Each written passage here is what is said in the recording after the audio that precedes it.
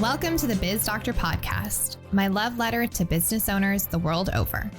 I'm your host, Lauren Goldstein, award-winning business consultant and advisor fondly nicknamed the Biz Doctor by my clients. I help business owners who are burning the candle at both ends diagnose what is actually keeping them buried in the day-to-day busy work, and then formulate a treatment plan to adjust their business and team to fit them, so they can take a breath and a vacation and have more fun making a bigger impact than ever. So grab your favorite beverage and your earbuds, and let's dive into our latest episode.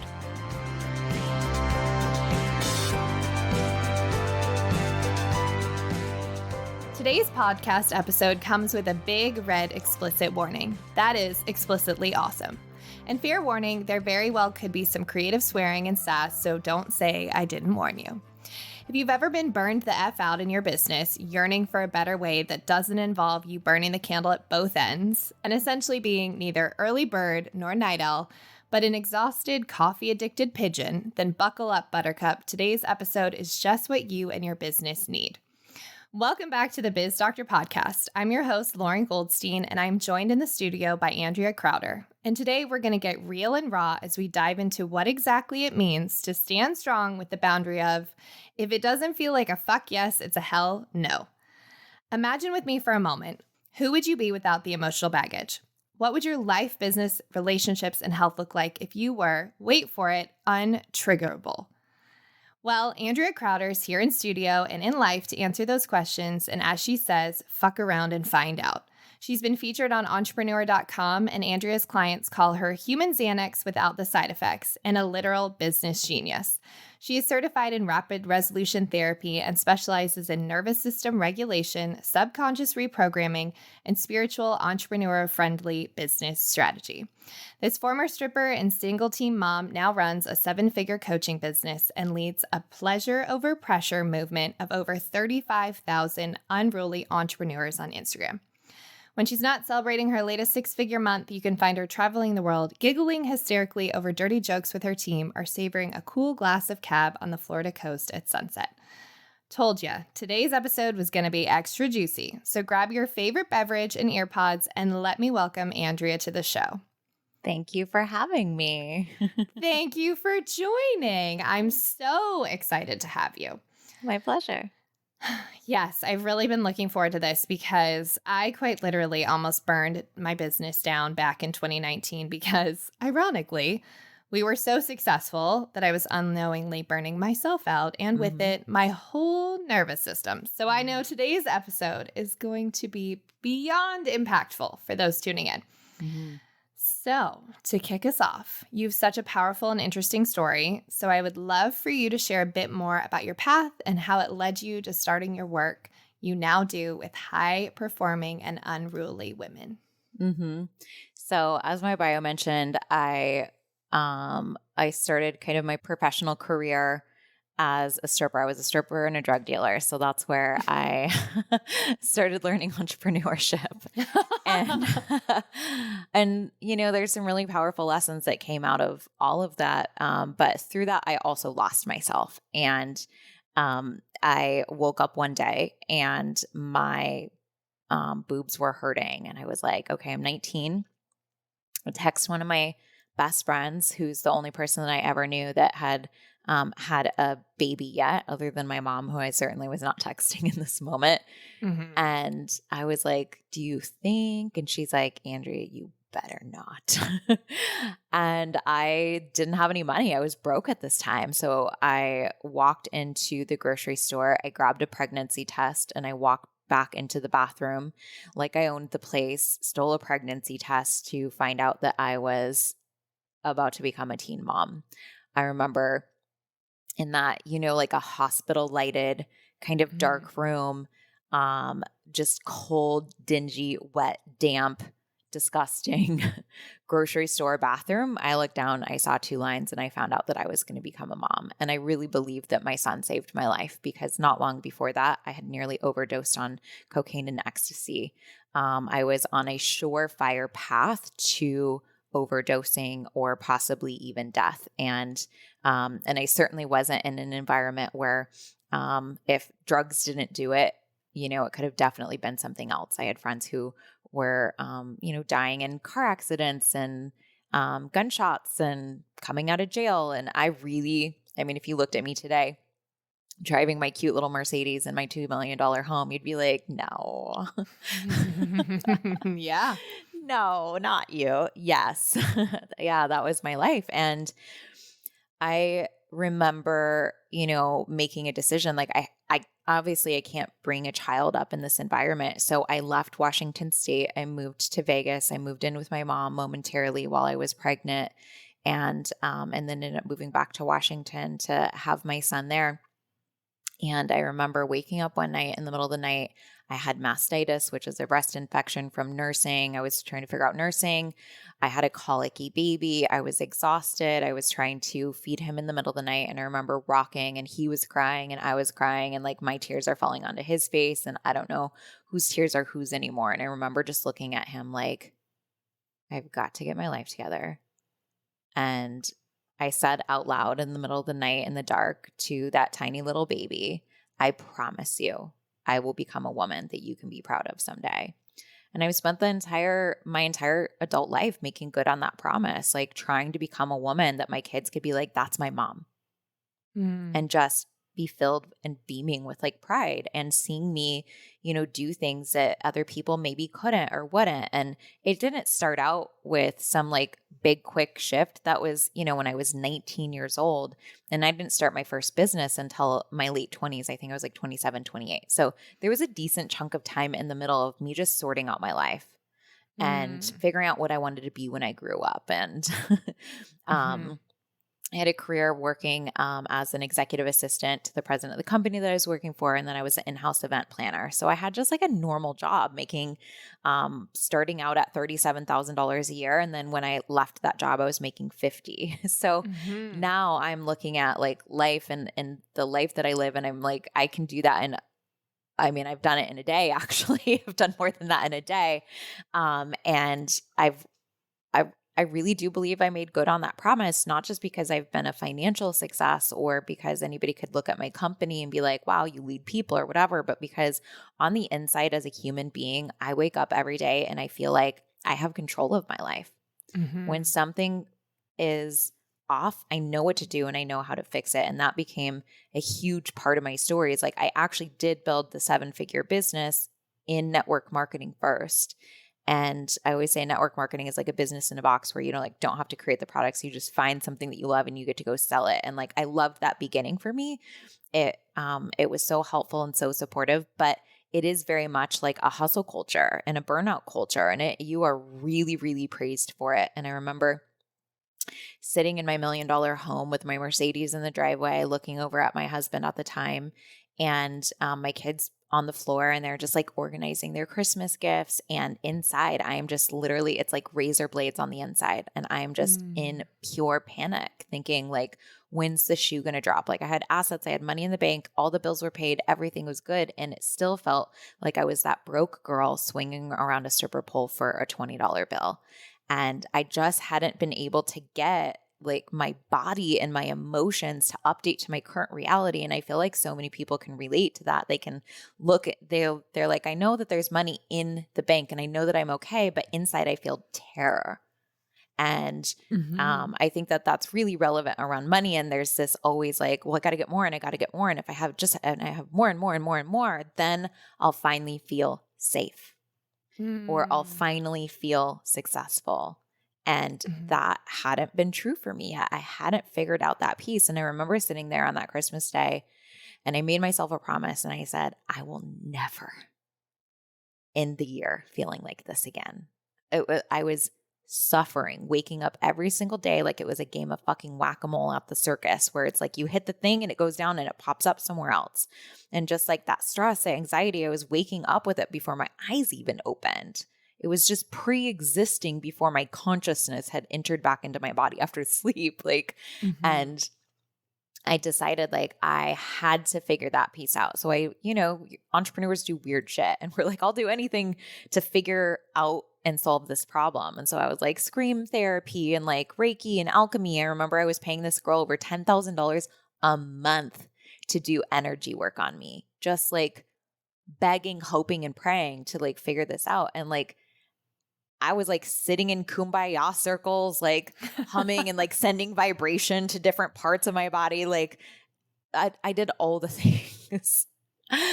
Like I've always been that Virgo that's like, you give me the check boxes and I'll fill out every single one of them and I'll show up and I'll do it with like I'll bring the most energy to it. So like I was doing the things that people were telling me would help me feel better, would give me all the things that I really ultimately wanted. And I think at the end of the day, what do we really want? Like we want peace.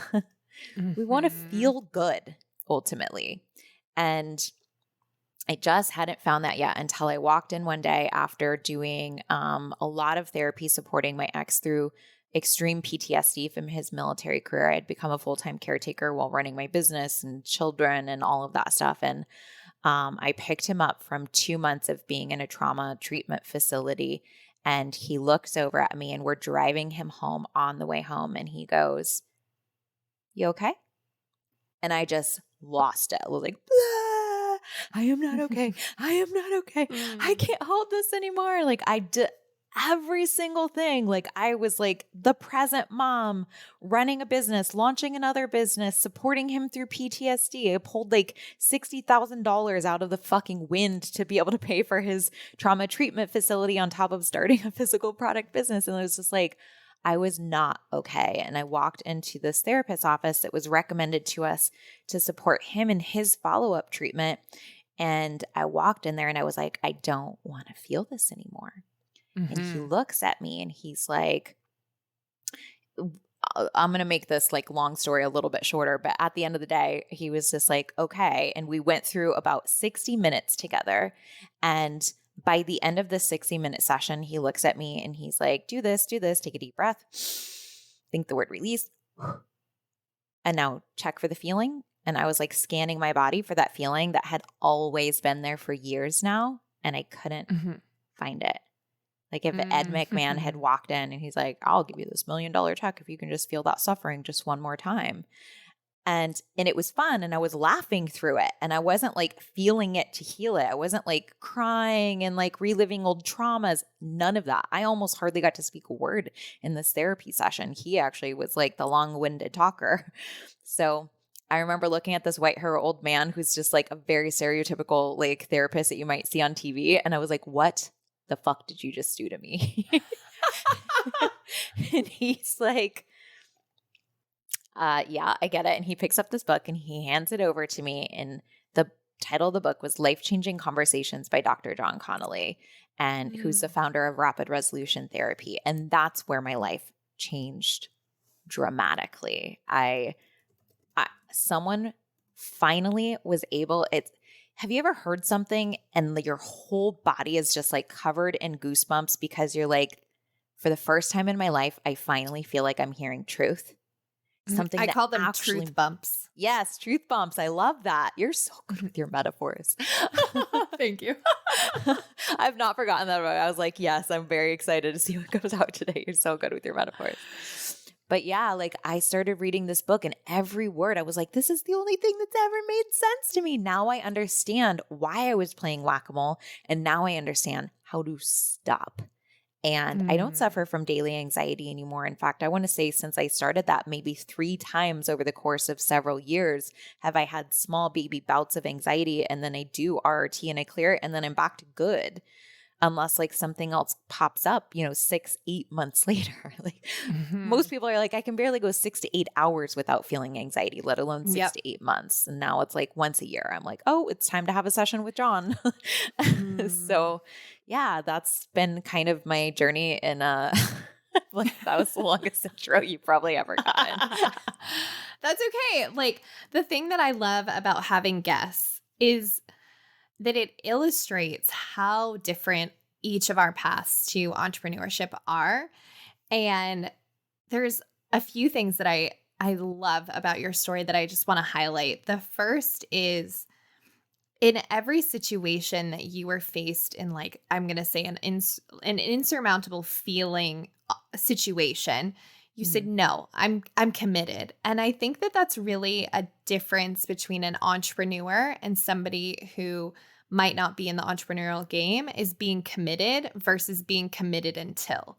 Like you were committed and you were Yep. just going to make it happen versus saying you're committed. But then when something pops up here or there, you're like, maybe I'm not. And so I want to highlight that to those of you listening and just ask yourself, are you committed or are you committed until? Because that extra word will be the difference between getting to your goals or being in the same whack-a-mole situation that you were talking about. So that was the first thing. Yeah. The second thing that I want to talk about is, and when I was on your podcast, I think I talked about this. I'm very anti-hustle culture. I'm very much like, you got to do the work. So I'm not saying don't do anything. Sure. But doing it in this like frenetic, burned out way is, especially for us women entrepreneurs, is not the secret sauce. And so I want to highlight what you said about, it wasn't the doing, it was the being, like really getting clear on what you want and who you get to be and what that next level person looks like.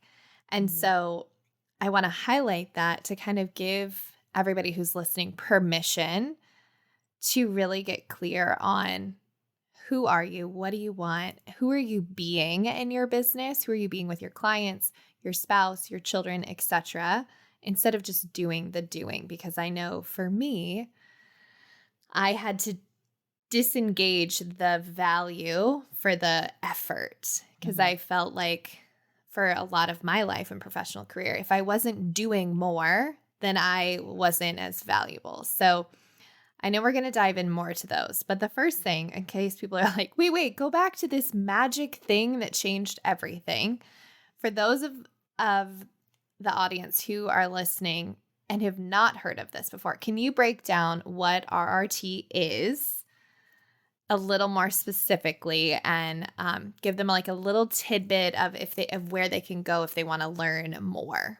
Yeah. So rapid resolution therapy is a modality that helps adjust the way that you're thinking, feeling, or behaving. So if there's any amount of disturbance that you would describe around consistent thought patterns, the way that those thoughts make you feel, or not being able to identify a feeling related to a specific thought. Sometimes it's like, I don't know why I feel this way. I walk into a room here or I'm around this person, but like it doesn't make sense. Whenever there's an event that is happening where you're like, logically, the emotion that's showing up with me doesn't match, then there's something to be adjusted at an unconscious level. So what most people are doing is they're looking at like, okay, I have this North Star. I want to go here. And then they try to get there thinking really practically and logically, and that can get you so far. But when you have this big fear of like, okay, I want to have a brand with like, 1 million followers and like, I really want to have great impact. But then you have this like suffering around this idea of being seen or something like that, even though, like you're completely fine. Nobody can jump through your phone and like fight you. Right. But there's still this very like panicky feeling around it. Like there's some sort of, through the lens of RRT, number one, we don't ever say anything is truth.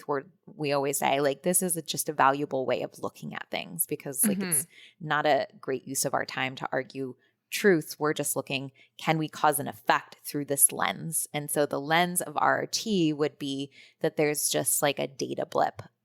So if all of us are walking around with like this operating system, not all of our minds have the same operating system. It's based off of how we came into the world and the things that we learned and like the environments that we grew up in. And like some people, if you look at their, the operating system, like there's been some damage because there's been some trauma, some more, some less. Some people had water spilled on their keyboard. Some have sticky Coca-Cola spilled on their keyboard, right? And like, so not everybody's dealing with the same operating system. And somewhere in there's an opportunity when there's an experience of suffering to adjust the data, even with things like grief, losing people that we really, really love, like the immense suffering that we feel around it through the lens of RRT would be considered an opportunity for a data adjustment because when we're not suffering anymore, we actually reconnect and create more closeness with the people that we have lost.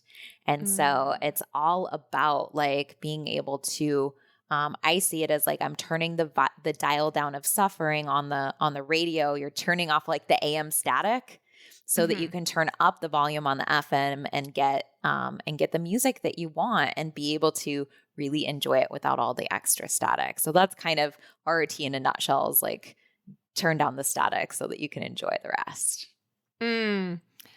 See, that is a great analogy. You've got great analogies too. Thank you.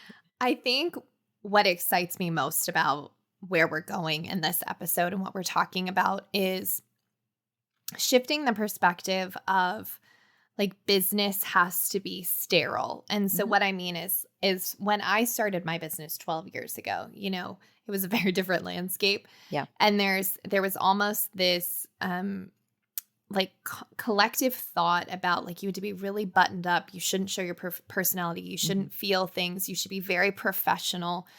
But again, back to being female business owners, that's what really makes us who we are, is the feeling, the sensing, the doing, yes, but also the being with our clients in a way that, you know, other people can't. So I'm excited to continue diving into this. And I want to like ask you a little juicy question about like something that was kind of thrown around earlier in the intro is nervous system regulation. So what does that actually mean, and why should we care as business owners?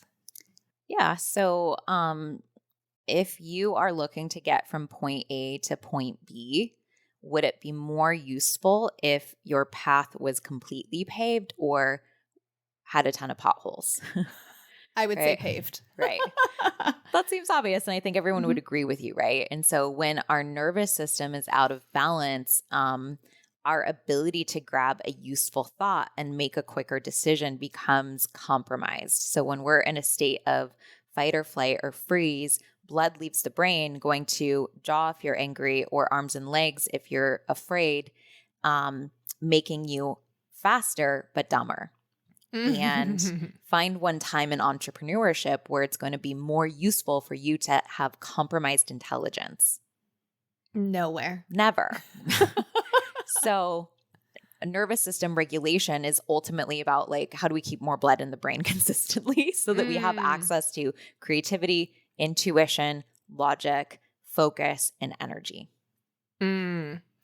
You put that so succinctly, and those of you listening who've been listening to the show for a while know my degree is in cognitive neuroscience. And so I love this because when we're stressed as entrepreneurs, like to your point, we make decisions that may not be in the best way. We're stressed, our relationships suffer. And I see this a lot with my clients where if they're overwhelmed and really stuck in their business, instead of working on their business, that they have a really hard time getting unstuck because they're like, I don't know what to do. I'm feeling stuck and all these things. So taking a moment to like really get your nervous system integrated and regulated is going to help you and your team, it sounds like, really have that next level chance of success because you're thinking with all of your faculties. Next level of success, but what I feel like is more important is that you get to actually have the satisfaction in the journey to attain it. And I think that that is the missing component for so many entrepreneurs,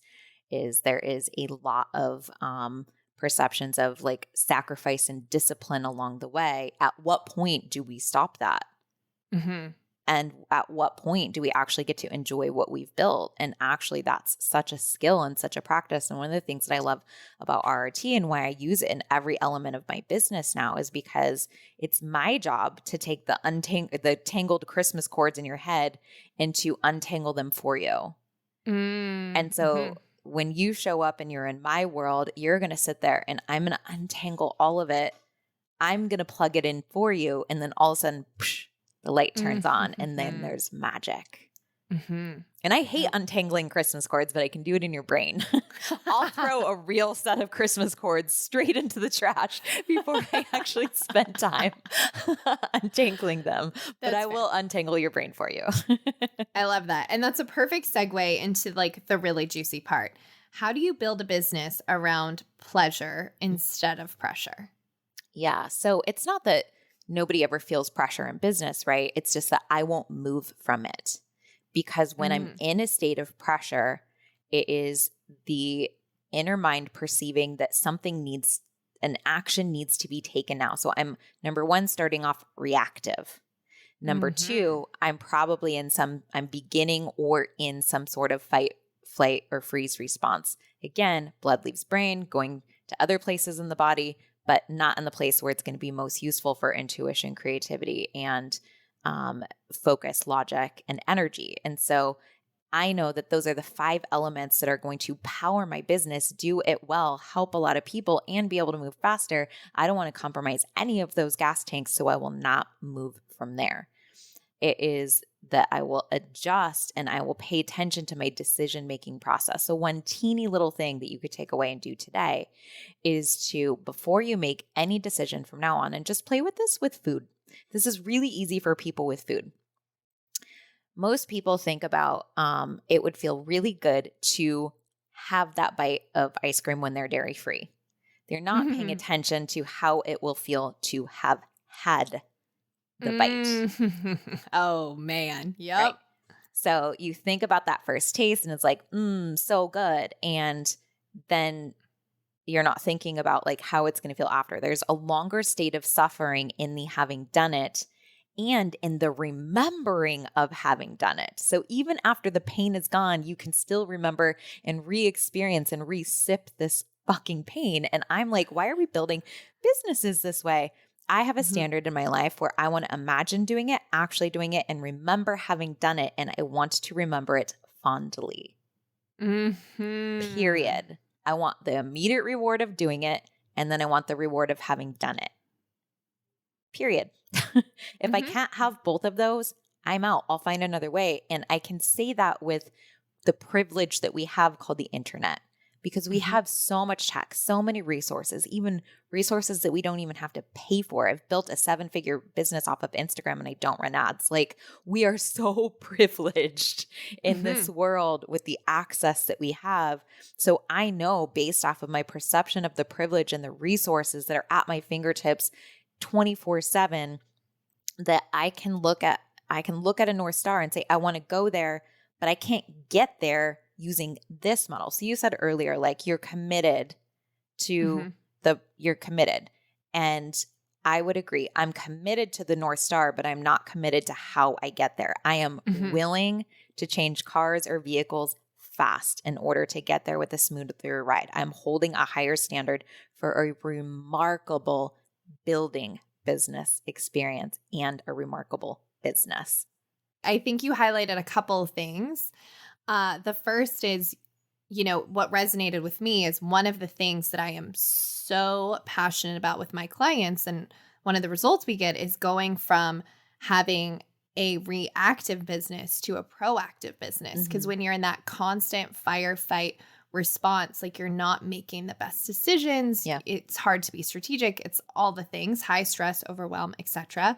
So I love the reminder of, take a little step back and say, how am I making this decision? And then the nuance of, how are you going to feel after? I don't think, I personally, speaking for myself, I don't think that I've ever heard somebody say that so pointedly that makes sense, because I know for me, if I eat certain things, I don't feel great afterwards, but I also am like, ooh, but that, that brownie looks so great. And I think that highlights in our businesses how, if we are able to take a moment and really look in the long term and say, how does this choice support and align with that long-term vision, we would get a lot farther. Because the committed comment, again, most entrepreneurs will shift and launch and learn and be very committed to the outcome, but not necessarily the path. And in fact, I think there was a study that was done, I can't remember what school, but essentially it said people who don't finish books because they're like unengaged or they're whatever actually have higher levels of success. And it comes down to them understanding how they are spending their time. And I thought that was really interesting, because I see a lot of entrepreneurs who get stuck doing something that isn't working because they see that as being committed versus the commitment is actually what is the end goal. Right. Does that make sense? Yes. And I take it a next step further, and I know what my end goal is, and I am committed to my values of how I want it to feel to get there. That's the only area in my life I would say that I have discipline is I'm disciplined in demanding that every step of the way feels as good as humanly possible. That feels like an energy rich reward in doing and having done. So many of us look back over the year and they're like, there's regrets. And it's like, I wish that I had done that. And it's interesting because I'm dating someone and he'll ask me a question. He's like a really fast thinker, like Aries rising, if you guys are into astrology. And every single time he asks me a question, I always take at least an extra half a second to decide what I'm going to say. Or even if it's like, hey, where do you want to go for dinner? Or does this sound good? I always take that half second because I'm placing my attention on having done it first before I respond. And sometimes he'll call me out and at first he'd call me out and he'll be like, you don't have to think about it that hard or whatever. Usually, especially if he would ask me like a question about him, I'm like, well, what do you think about me or whatever, like fishing for a compliment. And I'm so committed to my extra half of a second for a decision-making process. Now he knows. He's like, she's not going to answer this question right away. But it's very noticeable that I always have at least a half of an extra second in a decision-making process. But when I look back at the last like several years that I've really embodied this principle in my whole life, not just in business, I can't find one single decision that I've made where I'm like, I wish I had done that differently. Not one. Wow. That's huge. I mean, what could that do for everybody's business who's listening is to look back and say, I don't regret a single decision that I made. Wow. No. Wow. I don't know about you guys listening, but I've been soaking in every minute of today's episode, and I'm sure y'all are asking yourselves, how do I connect with Andrea? So before I get to my last two questions, and trust me, y'all are going to want to stick around to hear her answer these, why don't you share how our listeners can further connect with you and anything you want to share with them about your resources and the work you do? Yeah, I mean, you can go to AndreaCrowder.com, but I hang the most on Instagram, love_Andrea Crowder, so you guys can DM me over there. But then I also have my podcast, The Unruly Entrepreneur. So I love jamming on the shit. Like I am all about making the process of entrepreneurship just like feel so energy rich and rewarding in doing and having done. And it's literally all I care about. So if you guys want all of the hacks, that would be where I would start, would be the Unruly Entrepreneur podcast. It is a great podcast, and yours truly was on her podcast not that long ago. And we jammed on similar things, especially passion in your team and getting your team aligned with their passions so that your passions can come out. So as much as I could talk to you about this for forever, it's almost time to close this out. I know we covered a lot, but are there any last nuggets or pieces of advice or perspective that you want to make sure our listeners get before we wrap up, kind of put in a different way? What do you wish people would ask you that they don't? I think most of the time people are looking for process-based answers. And I think we did such a good job about digging into how people think. And I wish when people came to me and they want to know more about like my business or the success that we've had, people are mesmerized by like tripling my business last year and then doubling it again this year. And everybody wants to know the nitty gritty. And I'm like, it's really never about what I did, but it's all about how I think. And I think like I wish more people recognized that if you can change the way that you think about things, the questions that you ask, the quality of a question or the quality of a thought is the most precious resource that you have, and you have control over adjusting those and improving those like right this very second. That right there is a quotable, because you're spot on. I see the same thing happen where people want to know how or like the specifics. And even my own business coach and my personal coach as well have said that success in business is really 20% about best practices in business, and it's 80% mindset, thoughts, consistency. So, great nugget. Thank you. Amazing mindset shift. Okay, last question that we ask all of our guests. What is a book or books that you think every entrepreneur or business owner should read, and why?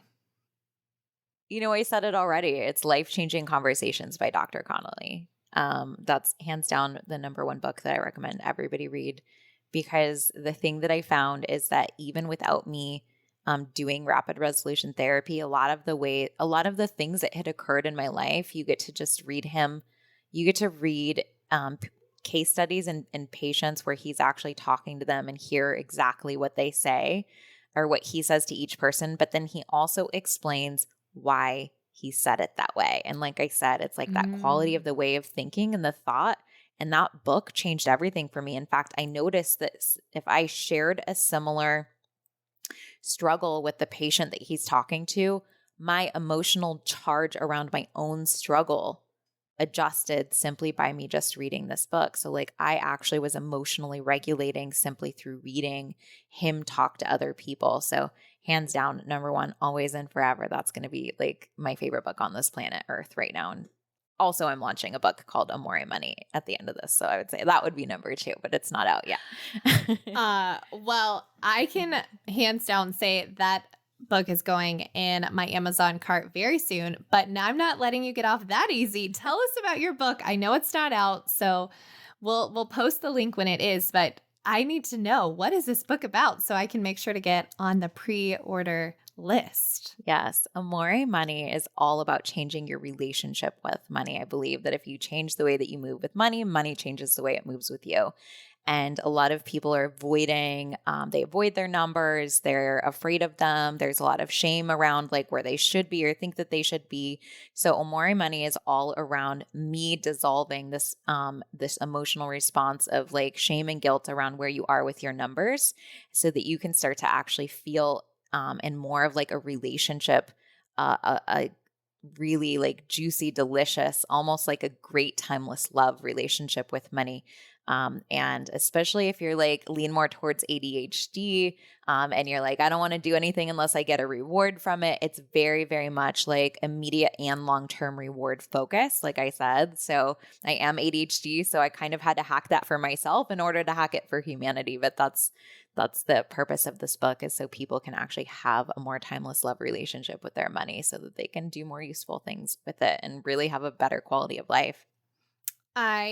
I'm so excited to read this. I love reading all the money books because I had a mentor tell me years and years and years ago that changed my whole perspective on money. He said, fill in the blank, money is. And then he just said, I want you to list everything that you have associated with money. Mm-hmm. And he said, all of that is incorrect. And I said, what? And he said, no, money is money. Mm-hmm. Like that's it. It's just energy. And it like all the labels that we put on it are why you maybe have a great relationship or don't. So I think this is a great book. Mm-hmm. When does it actually come out? Do you have a date yet? I don't have a date, but it's going to be early in 2024. We're on the final editing round. Yeah, we're almost there. Very exciting. Well, I am so honored and excited that you came on the show. I know I got a lot of huge takeaways. I know our listeners will too. So thank you so much for being on the show. All right, that is it for this week's episode. Thank you so much for listening in. If anything we shared sparked something in you, we'd love for you to rate and review our show and share this episode with your friends or other business owners. Also, I so enjoy hearing from you. So let's connect. Tag or DM me on Instagram at It's Lauren Goldstein or LinkedIn or wherever you hang out on the interwebs. And lastly, don't forget to subscribe so you're the first to get notified when our next episode is live and ready for your ears. Thanks so much for listening in. Until next time.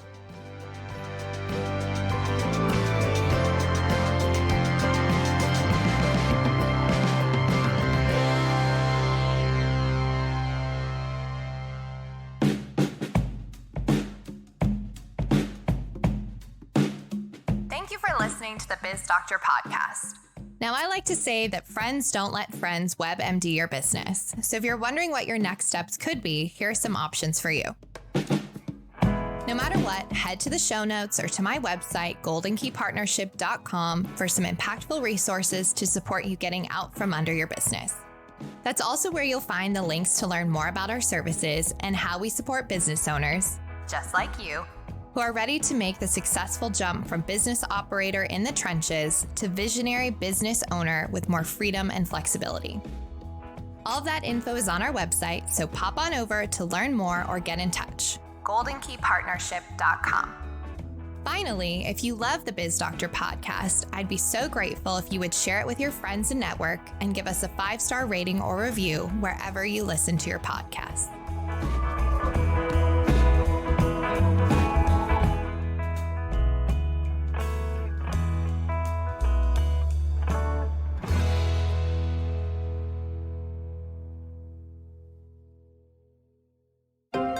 This is Story Studio Network.